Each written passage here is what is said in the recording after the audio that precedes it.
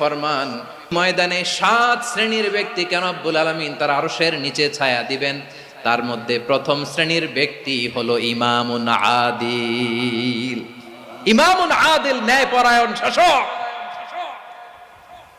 যে ইনসাফের সাথে বিচার করে, যে জাস্টিস সমাজে সার্ভ করে, যে সুশাসন নিশ্চিত করে, ওই ইমামুন আদিল। আদিল শব্দটা বুঝছেন না? ইন্নাল্লাহা ইয়া'মুরু বিল আদল, পাইছেন? আদিল। 7 শ্রেণীর ব্যক্তিকে আল্লাহ তাআলা সুশীতল আরশের নিচে ছায়া দিবেন, যেদিন তার দেয়া ছায়া ছাড়া কোনো ছায়া থাকবে না। এর প্রথম হচ্ছে ইমামুন আদিল, ন্যায়পরায়ণ শাসক। চিল্লায় বলেন সুবহানাল্লাহ। আবার বিশ্বনবী বললেন, ইন্নাল মুকসিতিনা ইনদাল্লাহি আলা মানাবিরা মিন নূর আন ইয়ামিনির রহমান। কিয়ামতের দিন যারা ন্যায়পরায়ণ হিসেবে আল্লাহর সামনে দাঁড়াবে, কিয়ামতের দিন রব্বুল আলামিন তার আরশের ডান দিকে ওই